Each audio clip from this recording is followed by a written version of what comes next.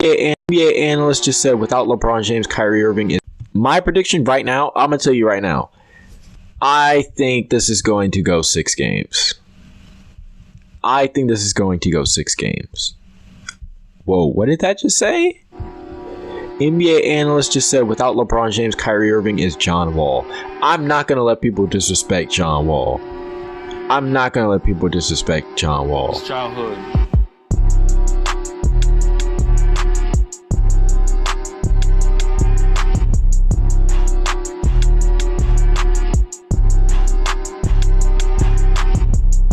Welcome back to another episode, Pull Up for the J podcast. I'm your host, Josh Felton. This is episode 27. I'm trying to think of a basketball player is number 20. Rudy Gobert, number 27. He's the shout out of the day. If you're new, welcome. This is a sports podcasting show. All right. I talk about sports, basketball, football. I'm a huge basketball fan. I'm what you call.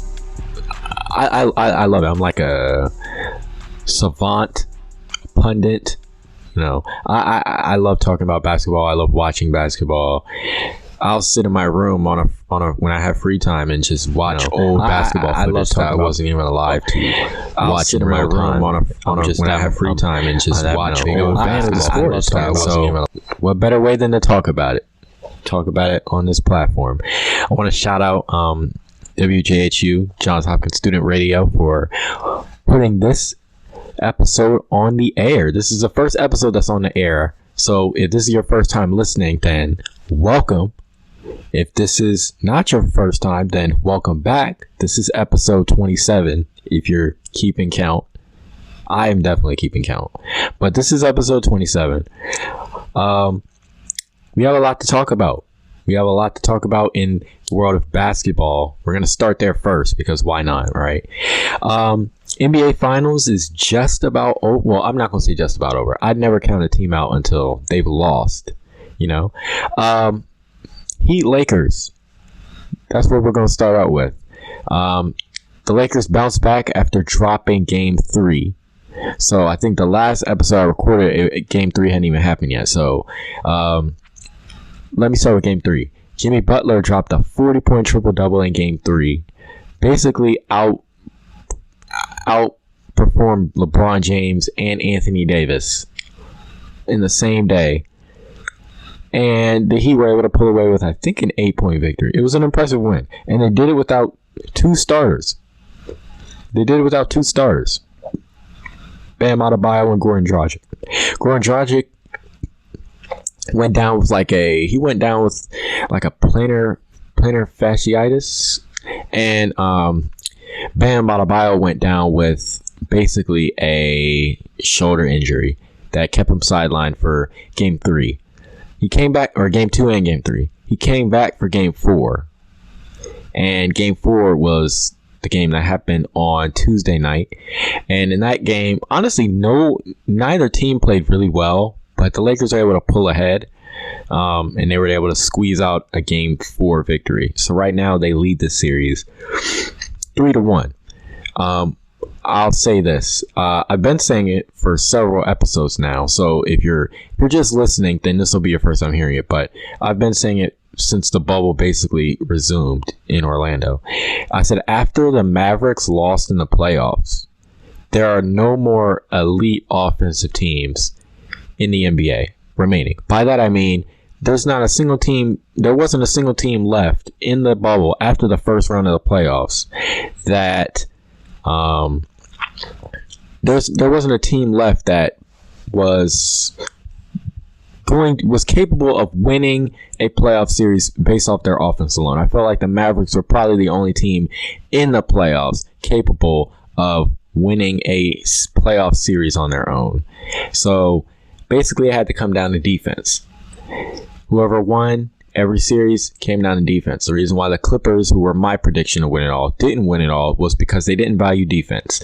And part of that's on Doc Rivers, which is why he's not there anymore. But part of that is also on the players not performing well and disappearing when they needed him most. Hint, Paul George.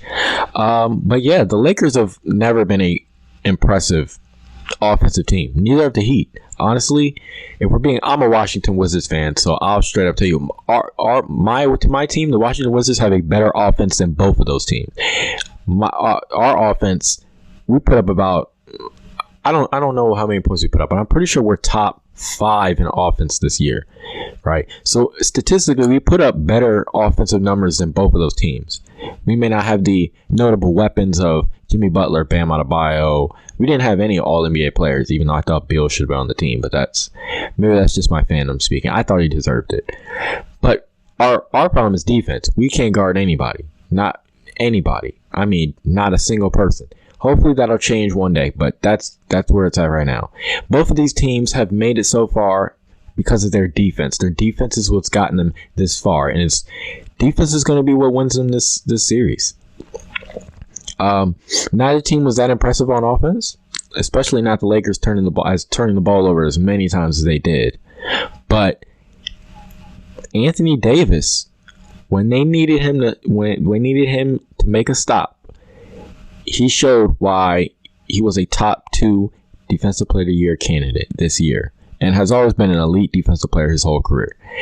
And with the series being 3-1 right now, a lot of people are talking about Finals MVP. I feel like this is one of those series that I'll say is the same about 1996, right? I say this, I wasn't alive to watch the 96 Finals, but I told you I'm a basketball fan, so of course I'm going to spend the time and watch the entire series on YouTube. And if you look at numbers, if you go to basketball statistics, basketball reference, Wikipedia, whatever, and you look at the numbers and you see, Michael Jordan averaged 27 points, 40% shooting, which isn't really that good, but 27 points, you would be like, I think he deserves Finals MVP. However, if you watch that series, by far the best player on the floor almost every night was Dennis Rodman, who averaged about 7 points, but he averaged about 15 rebounds and had 11 offensive rebounds in 2 or 3 games that series. And the reason why context is so important is because offensive rebounds give your team extra possessions. Mike and Scotty shot terribly in the 96 Finals, partially because Gary Payton is a fantastic defender. That's a great defensive team. Mike shot, I think, 39% and Scotty shot 41%. I mean, they were not efficient at all. That was Mike's worst playoff series of his career. But because Rodman is there giving you so many extra opportunities, it's amazing how they were able to win this series in 6, and it could have been even sooner if we're being honest. They were up 3-0. But him creating those second chance opportunities you don't really see his hustle play show up on a box score. So that's why I say if you watch that series, you'd probably give it to Dennis Rodman. And I say the same thing about this Lakers series. If you look at the numbers, I'm pretty sure LeBron James has better numbers than Anthony Davis in every single statistical category. However, when I watch these games, it's clear to me that Anthony Davis is the best player on his team. It's clear Anthony Davis is I won't say most valuable, because value is going to by default go to the playmaker on the team. So I don't really consider LeBron more valuable than Anthony Davis based off of because he holds the ball more, right? Because if that's the case, then a center power forward is never going to be an MVP caliber player by that logic, you know. But I think Anthony Davis clearly, because of his defensive efforts don't show up in the box score, which is why I think he's so invaluable to this team, and I think he's been the most valuable player to them winning 3 games so far. Now, that does mean they have to close it out, right? Game 5 is later tonight, Friday. So you guys will get the chance to see how if this team can close it out later on Friday. The question from Miami is, where do we go from here? We're down 3-1, right? Jimmy Butler had to put up a all-time great performance just for us to win 1 game. We almost won a couple other games, but I feel like, and the Lakers were able to just put the clamps down and pull ahead. So if I'm Miami, what do? Honestly, my answer here is just keep doing what you've been doing. Honestly, I think Miami has been playing great enough defense to beat a lot of teams. They've played great enough defense to beat a lot of teams. Just not the Lakers. And it's nothing. I just think the Heat are one step behind the Lakers right now. Of course, that could change because the Lakers have had mental lapses in the past. Do I expect the Lakers to blow a 3-1 lead with LeBron James on the floor? No. But again, I think Miami's the best team that the Lakers have played in the postseason. I came into the postseason saying the Lakers, there were only two teams I thought the Lakers could not beat in the postseason. And they didn't have to play either team. So I'm going to pick them to win every other series that's not against the Clippers and the Bucks, right? The Bucks fell out in the second round, so did the Clippers. Those two teams, I thought they didn't stand a chance. Like, there was no way I was going to pick them to win more than 2 games, right? But those teams couldn't get it done defensively. Well, the Clippers' problem was defense. The Bucks' problem was offense. They have a whole sort of problems on offense. But the Miami Heat, if they keep playing this man and keep playing help defense and they just get shots to fall in the fourth quarter, I don't know what happened. They can get shots to fall. They take a game and it goes back to game 6. There's pressure. I always said, and this might just be my opinion, but I always said like a 3-1 lead, right? Game 5 isn't really that scary until you lose it. Game 6, I feel like all the pressure's on the team with the team that's still ahead. And then game 7, all the pressure's on the team that, is trying to avoid blowing a 3-1 lead. So, that's just my opinion on the series so far. I have a basketball quiz I'm going to take for fun right now. This is going to be a new thing I start doing before my podcast. Maybe I'll do an NFL one too once the basketball season's over with. But I'm going to take this as a timed quiz. Let's see what question number 1 is. History of the NBA. Let's get it started. Who was the first player to record back-to-back 50-point games in the 2000s? Shaquille O'Neal, Moses Malone, Antoine Jamison, Kobe Bryant. Moses Malone I don't even think he was alive post-2000. Rest in peace, Moses Malone. Antoine Jamison, probably not. Kobe Bryant, I would say no. Since it's 2000, I would assume it's Shaquille O'Neal. It's not. It's Antoine Jamison. Well, okay. Jamison recorded back-to-back 50-point games in the 2001 season while playing for the Warriors. The second of his 2 50-point games came against the Lakers, in which Kobe also scored 50. I would not have guessed Antoine Jamison in 2000. Golden State. He was a bucket in Washington. I remember that. I didn't know Golden State he was like that. Okay. Who scored the first points of the millennium? Fred Hoiberg, Malik Allen, John Mickey, and Allen Iverson. Man, that's a hard one. I have no idea. I'm going to say Fred Hoiberg. John Mickey. Playing on New Year's Day 2000, the first game of the new millennium, the Miami Heat hosted the Orlando Magic. See, I would have had to have known what teams were playing. John Mickey recorded the first basket of the game in Millennium, and his jersey and shoes were taken to the Hall of Fame after the game. Man, if you're in the Hall of Fame off that alone, shout out you, John Mickey. Shout out to you, man. First bucket of Millennium. Only you might be the only person that can say that right now, because I don't even know if basketball was invented. Actually, James Naismith probably invented it in 18 something. James Naismith, when did you invent this sport, my good fellow? When did he create basketball? When did he create this sport? This sport was created.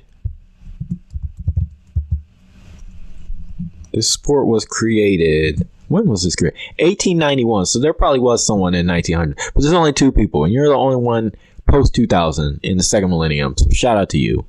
Question number 3. Who are the first 2 undrafted rookies in NBA history to make the all-rookie first or second team? Ooh, Udonis Haslem did not make an All-NBA team, I'm pretty sure. Ben Wallace? I don't know. I feel like I think Brad Miller did make an all rookie first team or second team. So I'm going to go with Brad Miller and Marquise Daniels. No. Oh my goodness. Udonis Haslem? Udonis Haslem and Daniels were both named all-rookie second team in 03-04. The first rookies to do so. Haslem, a former Florida center. Okay. I didn't know Udonis made a second team. I didn't think he made it at all because I don't think he might. Actually, I think he did play his rookie year quite a bit. Who was the first coach in NBA history to lead a team to an under 500 record and win Coach of the Year in the same season? Okay, I clearly don't know enough basketball. I need to do more research, clearly. Johnny Kerr, Doug Moe, Gene Shue, or Cotton Fitzsimmons? I'm going to say Fitzsimmons. No, I'm over for it. Johnny Kerr coached the expansion Bulls to 33-48 record in their inaugural season, earning him Coach of the Year. That is wild. That is wild. That is wild. There's no way. Hold on. What year is this? This has to be in the 70s because I'm pretty sure the Chicago Bulls have been around 66, 67. Okay. 1967 NBA standings. There are probably like 8 or 9 teams because I'm pretty sure there weren't. Yeah, there were only 10 teams in the league. Yeah. Man, the Sixers won 68 games. So they only had. They were in the Western Conference at this time. Yeah, and they were the 4 seed in the West. They did make the playoffs though. So shout out to Johnny Kerr. Shout out to him. Who was the first top 5 pick from Florida State in NBA draft history? Joe Smith, Charlie Ward, Dave Cowens, Bob Shura. I don't think Joe Smith went. Dave Cowens. I know who Dave Cowens is. I know who all these people are. But I'm not sure which one. I'm going to go Charlie Ward. No. It's Dave Cowens, of course. Dave Cowens was selected 4th overall. Sturrow was taken 17th overall. Cowens was picked 4th overall in 1970. Shura was 17th overall in 1995. Charlie Ward was 26th overall, while Joe Smith was taken 1st overall. Overall, he attended the University of Maryland, not Florida State. That was a very confusing sentence. But the answer is Dave Cowens. Who was the first player in NBA history to lead the league in rebounds and assists in the same season? Was it Wilt? Oscar, Magic, Charles Wilt. I don't think Wilt led the league in rebounding that year. The year he led the league in assists. If I had to guess, I'd say Oscar. It's Wilt, isn't it? It's Wilt. It's Wilt. It's Wilt. It's Wilt. It's Wilt. Oh, I missed it. It was Wilt. I knew it. I knew Wilt led the league in assists in 68, but I didn't know he led the league in rebounding that year. That does make sense, though. 2 members of the Bulls have the distinction of averaging 20 points per game with Jordan on the roster. Scottie Pippen was one of them. Who was the other? Oh, Orlando Woolridge. I know this one. Yup. Give me that. Give me that. Woolridge scored 20 points per game in each of Jordan's first 3 seasons, but was never an all-star. I remember that. Which team was the only team to beat the Celtics at Boston Garden in 85-86? Probably the Lakers, right? Okay, so we have the Portland Trail Blazers, the Chicago Zephyrs, the Atlanta Hawks, and the Los Angeles Lakers. Ooh, I feel like Dominique probably did go in there in the season. I feel like it should be Lakers or Hawks. I'm going to go Hawks. I feel like Dominique went in there and didn't know it was Lakers winning. Oh, it's Portland. On December 6, 1985, the Portland Trail Blazers beat the Celtics at the Garden by a score of 121-103. This was the only home defeat of the season for the Celtics. There's a lot of basketball I don't know. That is amazing. I might actually watch that game. I don't even know if Clyde Drexler was on that team. That was the year they drafted. What's his face over Mike?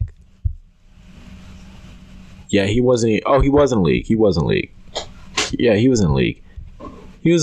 Yeah, he was getting buckets too. Shout out Clyde Drexler. He was getting buckets back then. He was. Actually, that might have been the year. Yeah, that was his first All-NBA year. I think he's third team. Shout out Clyde and the Blazers.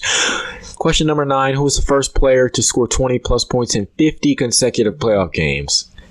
That is probably Michael Jordan. I'm pretty sure that sounds like a Mike stat, if we're being honest. It's not Mike. It's probably, who is this? Who's the answer? It's taking a while. It is Kareem Abdul-Jabbar. Kareem scored 20 or more points in each of his first 57 playoff games in the NBA. I feel like I should always go with the person that played the latest or the furthest to go. You know. Which one of the following were not one of the first 4 players in NBA history to average at least 15 points, 5 rebounds, and 5 assists per game in their first 5 seasons in the NBA? We got Magic, we got Jason Kidd, we got Grant Hill, we got Steve Francis. I'm pretty sure it was Grant Hill. I don't know if Grant Hill averaged 5 assists. All these other guys are point guards, so I'm going to go with Grant Hill. It's not. It's probably Jason Kidd. Jason Kidd was not in this group, missing it in points 3 of his first 5 seasons, as well as rebounds once. The others all accomplished this feat, and another player to do so not listed was Oscar. See, that's interesting, because Kidd is probably the greatest rebounding point guard not named Russell Westbrook. So I wouldn't have expected him to be on there. Grant Hill was nice when he was young. He was nice in Detroit. So I scored an 80. Ooh, I got 3 out of 10. That's a rough one. We're gonna try this next week. We're gonna try this next podcast episode, and hopefully, I can get better. I'll try another quiz later, and hopefully I do a little bit better because I was a little rough. That was a bit rough. Next, I want to transition into what happened, because it's been a week since the last episode. So I want to talk about, I was on Twitter, a little background. I was on Twitter, just minding my own business, just going in to clock in and see what was going on and then leave. And then I saw this man, Kyrie Irving, was trending on Twitter. And I was like, why is Kyrie Irving trending on Twitter? Like usually if a man, like a person's name is trending on Twitter, they either did something stupid, or they might have passed away, or they did something great. But usually it's the first two. So I was like, let's see what Kyrie Irving's trending, right? And then I saw the video. And this man came out and said that him referring to, because he plays for the Brooklyn Nets, he came out and said, we really don't need a coach this year. We're kind of just going to be doing our own thing. I'm paraphrasing, of course. I don't really think we need a coach. We're kind of just going to do our own thing out here. For somebody that is trying to prove to the world, and especially to LeBron James, because he's going to be watching, I don't understand quite how you can say that, and why would you say that? You just came in, you guys just went through all of the hassle and controversy of hiring Steve Nash, and you went through he's not experienced, right? People were talking about there are other experienced people, other experienced coaches that are looking for jobs. Ty Lue is looking for a job. Derek Fisher, well, although he's coaching in the WNBA, you could have hired him. There's so many guys that you could have picked that have experience, but you chose Steve Nash. And a lot of people brushed it aside because it was like, hey, the star players being KD and Kyrie, they were cool with it. Steve Nash was a great player, Hall of Fame player, back-to-back MVPs in 05 and 06. He was a hooper. And they respect hoopers. So what's wrong with them being a coach? So people brush it aside. I brushed it aside. I was like, okay, that's who they want. I don't really know much about his coaching philosophy, but if that's who they want, then that's fine with me. And then he comes out and says, we don't really need a coach. Before your coach has even done anything. It's like, why? Why, Kyrie? Why?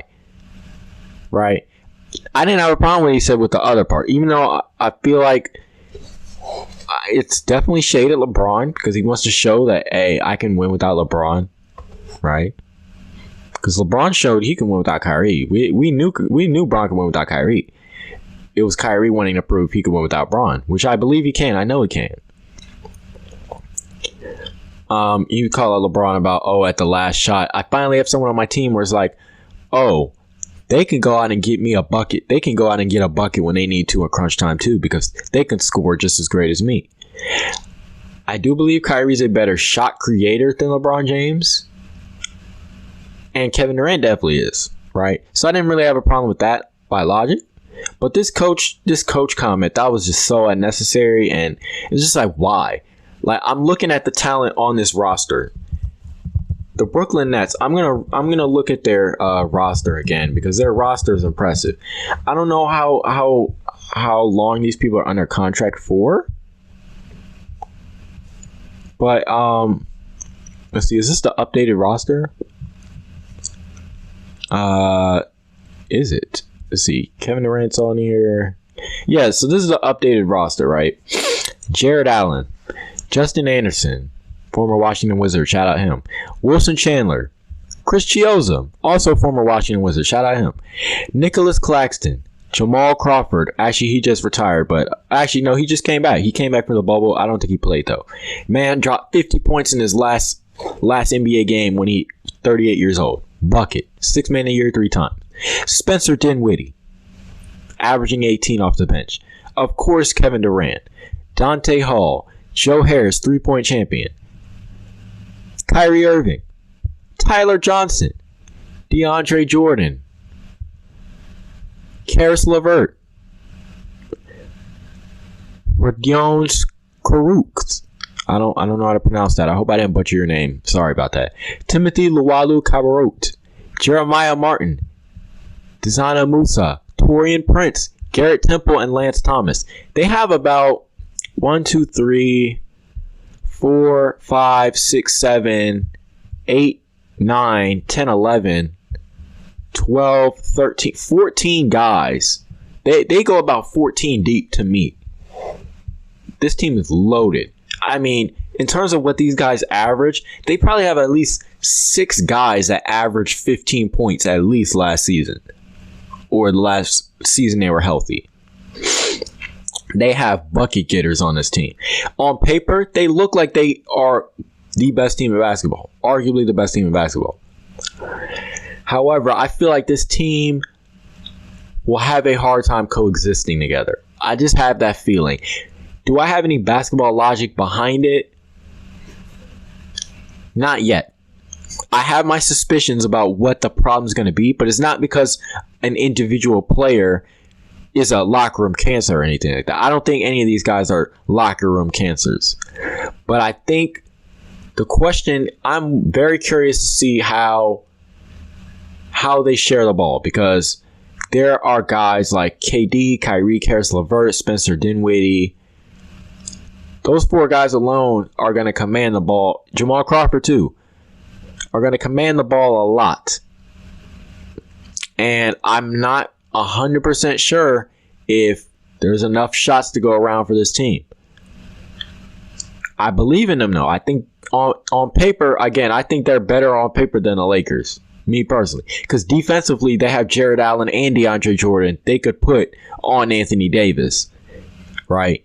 Anthony Davis will have to space the floor on them, which I think he can do.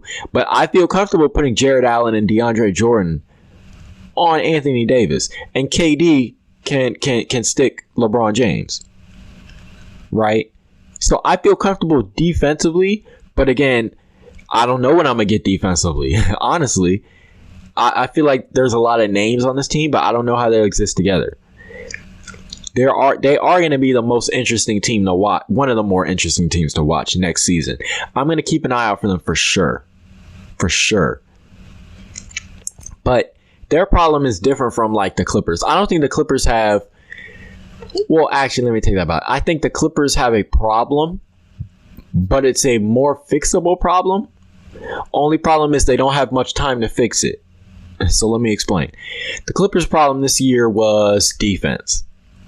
They never made a commitment to defense. I remember when I was at work, I work at a cafe, and I'm making, I don't even remember what I'm making. I'm probably making some like a salad. Pre-making some sauce or whatever. And my phone buzzes nonstop and it says, oh, they traded for Kawhi and Paul George. I was like, man, how'd they pull that off? And immediately I was like, that defense is going to be insane. The one thing I didn't see from them this whole year was defense. They didn't play any defense. I mean, the Grizzlies dropped 120 on them. My Wizards probably dropped 120 on them, right? And I'm like, this team is supposed to have 3 or 4 all defensive, because I'm pretty sure Mo Harkless was all defensive at one point. They're supposed to have like 3 or 4 all defensive players on this team. And none of them are playing defense the way they should as a team. No, Mo Harkless didn't make all defensive, but he's a great defensive player. So I was so shocked. I was like, this is not it. Lou Williams went from being a ball-dominant 6-man to sticking him in the corner. A guy that can give you 20 points when he's your primary scorer and is commanding the ball as often as he does, to now we're going to stick you in the corner and you get your shots when you're open. That's a role change for him. Montrezl Harrell, he didn't really have a role change, I'd say, but his defensive inabilities were really exposed against Jokic, and especially against Luka Doncic. Oh my goodness. They made Montrezl Harrell look like, I don't even know why he was on the floor sometimes when I was watching. It was a mess. And Doc Rivers never said to his team, we're going to make this commitment to defense. I need y'all to stop fooling around and play some defense. They never did that. Partially that was because, this team was never really healthy together. I don't know if they played more than 20 games together as a full unit. And that's going to come back to bite you in the playoffs. When you don't have that time together to practice, that's going to hurt you, no doubt. And I think that's what hurt the Clippers. I wouldn't have been mad if they didn't fire Doc Rivers, because I feel like, this bubble season, circumstances are different. This is a first. Anything, I feel like they could have ran it back next year with him and we could have seen what happened. But the knock on Doc Rivers is he's always had fantastic talent and has never been able to get it done. And that goes back to his Boston days. Some of his players saying that he was lucky as a coach. He only got 1 with Boston. He's blown 3-1 leads. Now, 3 times in his career, he's blown 3-2 leads. There's that leak of audio, and I think the 2010 finals, where Phil Jackson was like, this team knows how to blow a lead, so, we may be down 17 or whatever, but we're still in this game. That's wild. If another coach is telling you that your team is known for blowing leads that long ago, that means you've been doing it for a long time. And that's something about your defensive philosophy. I don't know what the problem is there. But since Doc Rivers is the subject of conversation right now, he did just get picked up by the Philadelphia 76ers. Shout out to Doc.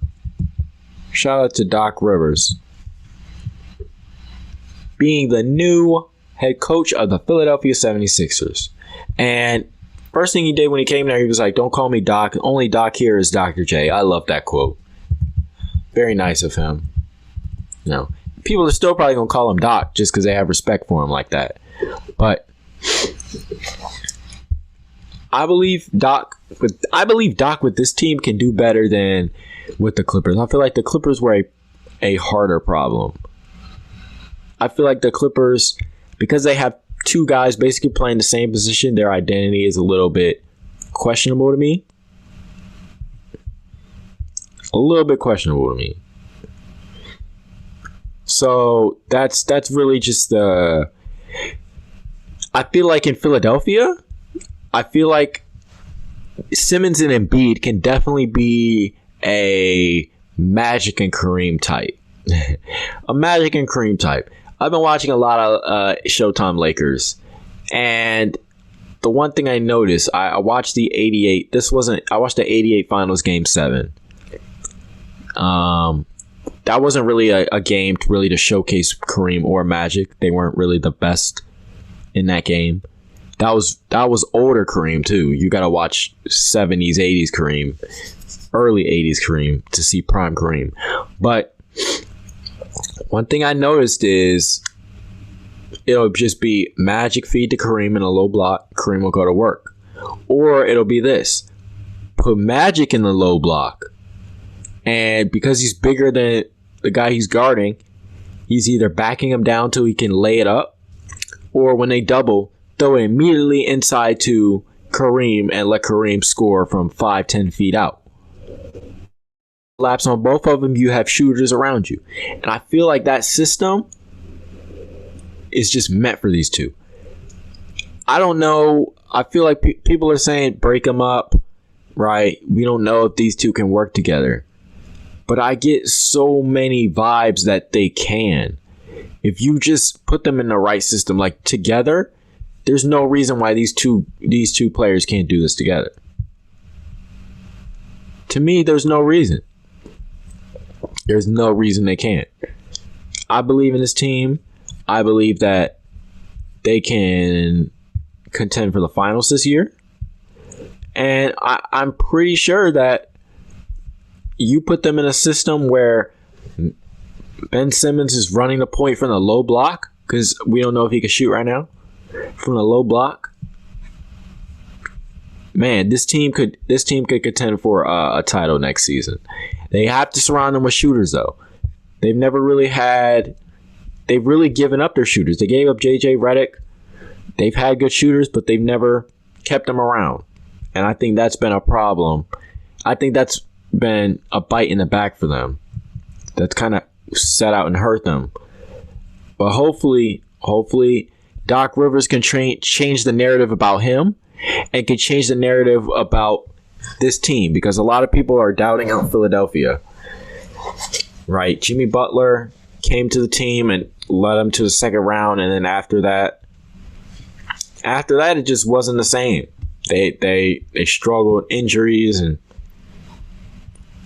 weren't able to consistently get back to where they once were. Last topic in the NBA in basketball before I move on to football for the last few minutes. And then we'll transition back for another preview of the finals, because it is coming up very soon. WNBA. Thought I forgot about show. I had to show some love. The Seattle Storm came in and handled business, sweeping the favorite Las Vegas Aces. I mean, they took care of them. I watched game 1 and game 3. And I didn't watch game 2, but looking at the score, they were pretty dominant in every single game. And Breanna Stewart and Sue Bird, shout out Sue Bird, got her 4th ring. Breanna Stewart is now, she is on pace for probably the greatest career in the WNBA.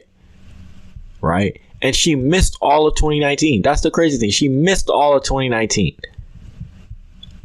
with the injury. I think it was ACL. If I remember correctly, it was ACL, but I'll have to see. But she missed all of that season, and now she has 2 rings, an MVP. She's been balling out of her mind. Shout out to the Seattle Storm for securing that dub last night, or earlier this week. At the time you're hearing this, earlier this week. But now it's football time. The moment you've all been waiting for. I have to talk about my favorite division, the best division in football, the NFC East. Good old NFC East. We have the Philadelphia Eagles leading this division with a whopping record of 1-2-1. Do I think the Eagles will win this division? No way. I'm looking at their schedule. They've got Ravens, that's an L. Giants, that's probably a win. Cowboys, that's definitely a loss. Well, actually, excuse me. Because it is in Philadelphia, they could win that, but I'm going to say that's a loss. Giants, that's another win. Browns, loss. Seahawks, loss. Packers, definitely a loss. I mean, I don't even know if they...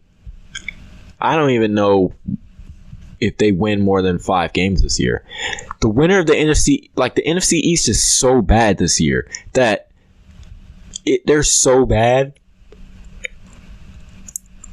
that the winner of this division could literally finish with 5 wins and they'll win division and maybe get home field advantage in the playoffs. That is wild to me. Got to talk about the Cowboys because they are America's team. On October 4th and went down as much as it was 42-14. They were down 28. Dak Prescott looked miserable. That defense could not stop anyone. The run defense 6 or 7 years. That they had 300 rushing yards and their leading running back. Their leading running back, Nick Chubb, went down in the first half. Kareem Hunt said, "I got you." And the 2 other running backs on the team, I don't remember their names off the top of my head. They said, "I got you." And they combined for 300 yards. And it was just a mess. That defense was a mess. Now, Dak Prescott looked impressive. 502 passing yards, 4 touchdowns, and a pick. However, I'm not deceived by these numbers. I've seen him do this before. I've seen him throw for 400, 500 yards at the end of a game that they lose by double digits. And people say, it's not Dak's fault. It's not Dak's fault. What do you want him to do? His defense gave up 40-some points. It's not Dak's fault. Come on now. I don't have the numbers in front of me, but I heard it on Skip and Shannon Undisputed. Shout out Undisputed. This man, Dak Prescott, when they were down 28, was 7 of 17. Had 100 passing yards. So you're telling me most of your passing yards come when y'all are down by almost 30 points, and you expect me to believe you had a great night because the defense went lax on you because they were waxing your behind. Is that what you expect me to believe? My man Dak. I'm not a Cowboys fan, but I want all players to succeed. I want all quarterbacks, all black quarterbacks to succeed. I want all players to succeed. Don't matter who you are. Dak, I'm gonna address the American people right now. You want that contract, don't you? You're looking at Zeke Elliott. You're looking at Amari Cooper. You're looking at that defense, linebackers, D linemen. Just got paid the big bucks. You wish that was you, don't you? You're 4 weeks in, and it's not looking good. It's not looking good. But here's the thing, though. You have 12 more games. You have 12 more games to change the narrative. That's a lot of time. That's a lot of football. You have about 2-3 months.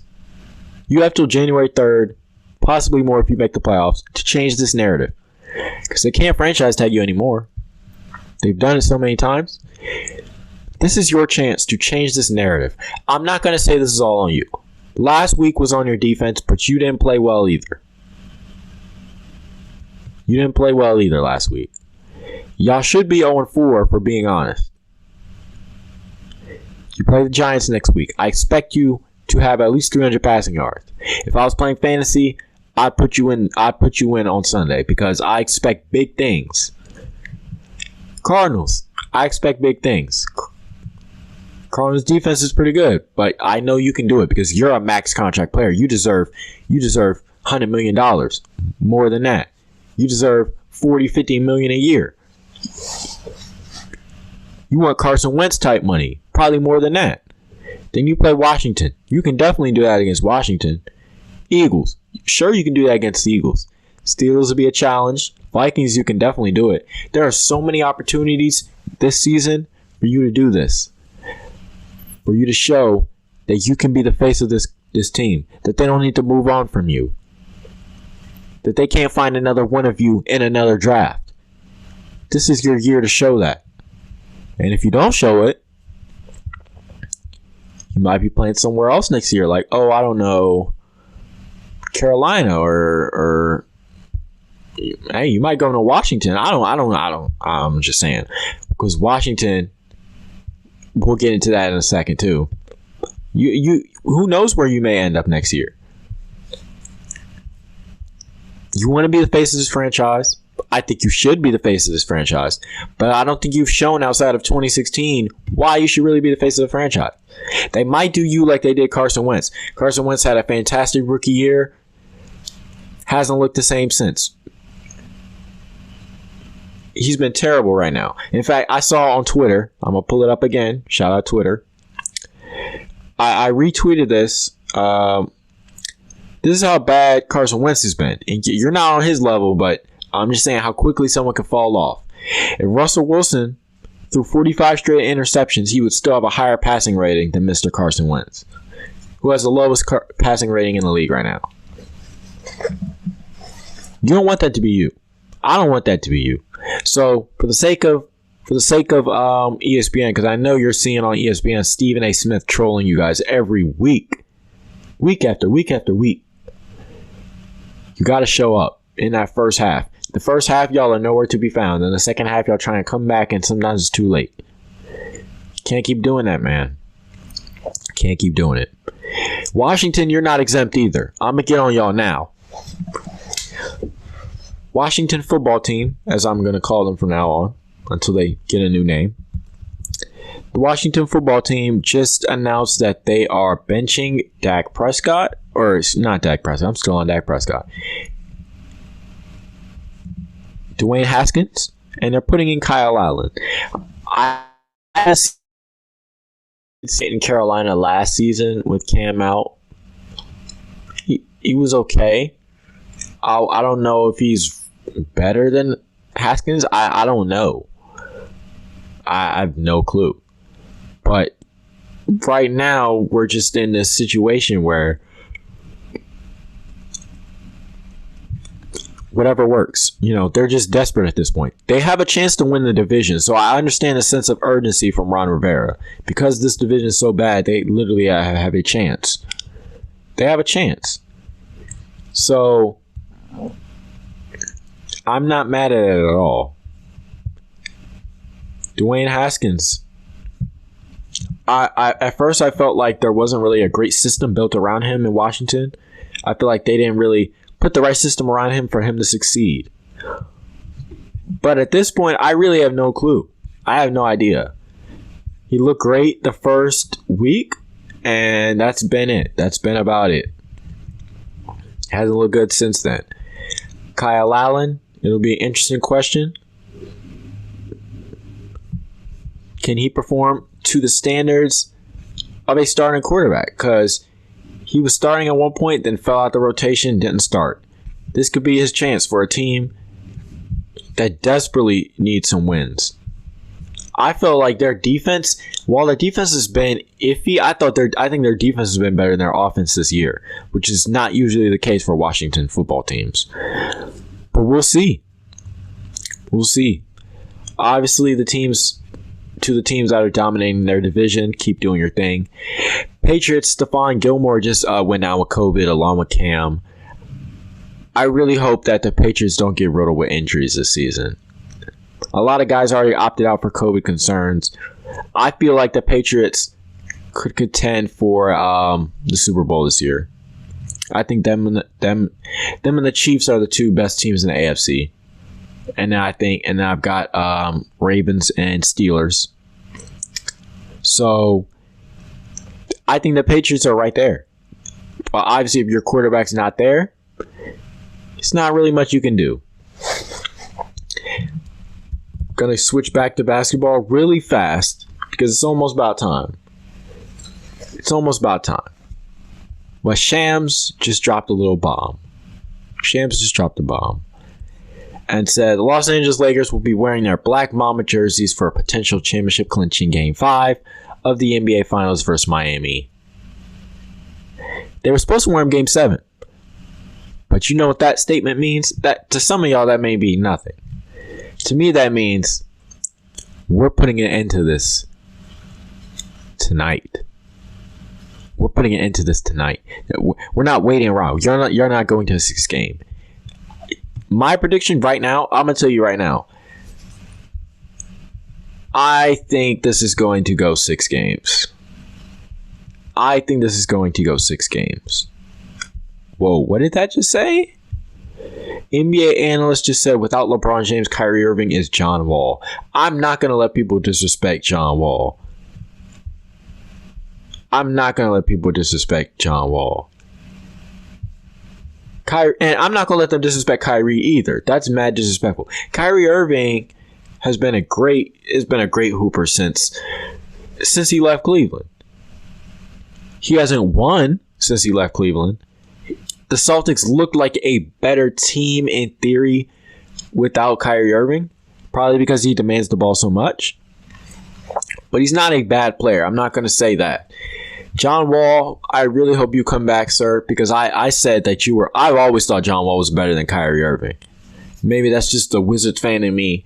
But I say watching the two and looking at their numbers, to me, it's clearly John Wall's the better point guard.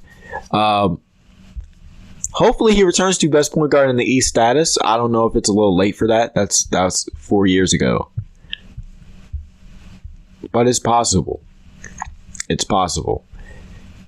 The Lakers are really trying to close this out, though, because Finals MVP, I feel like they'll give it to LeBron if he wins. But again, I think AD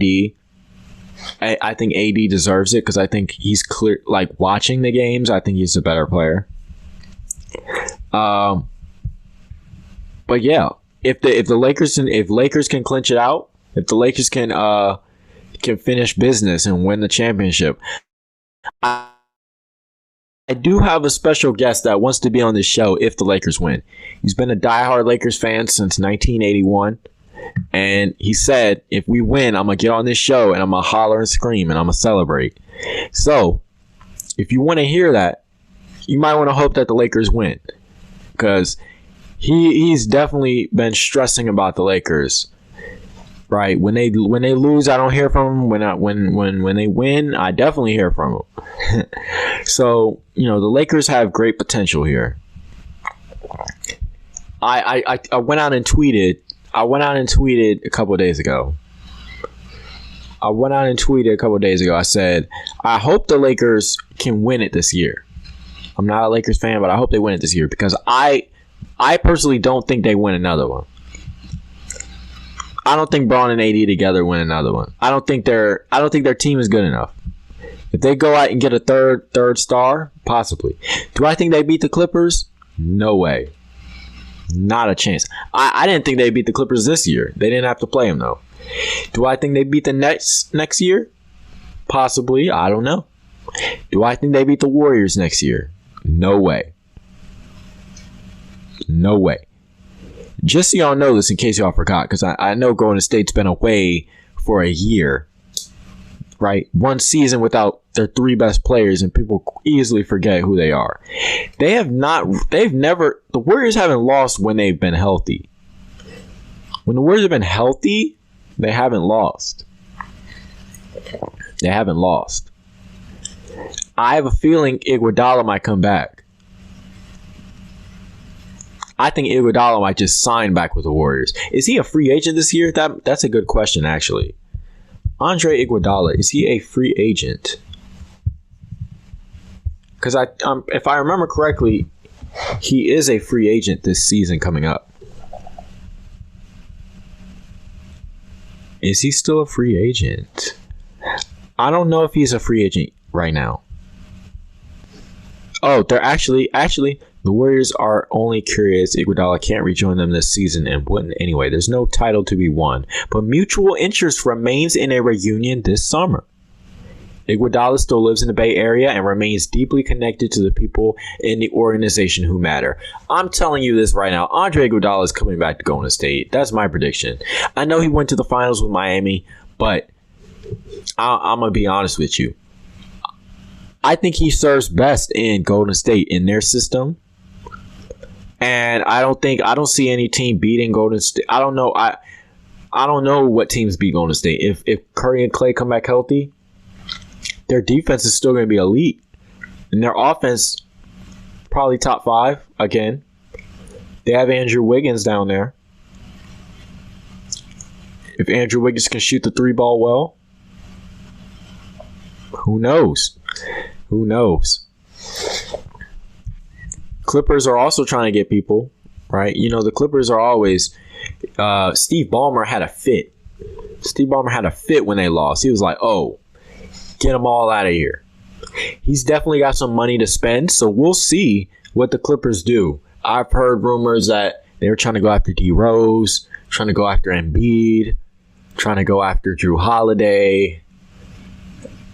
I don't know. The Clippers are going to make some moves because they gave up their future to OKC for like 2 or 3 years. Is it risky? Yes. Is it worth it if you win a championship? Yes. Are you screwed over if you don't win a championship? Absolutely. And only time will tell.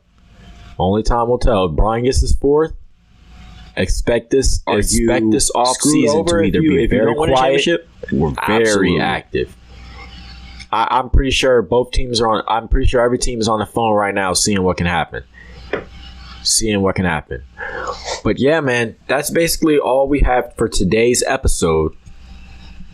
This is episode 27, first episode on the radio. This is a huge milestone. I'm trying to keep this going. You know, I want to be like one of those people. That has like 200 episodes in, and they're old and they're still doing it. They're still doing what they love, because I love talking about sports. If you want to be on, you can follow my social medias. You can follow me on Instagram and Twitter at jfelton. That's JFELTONN.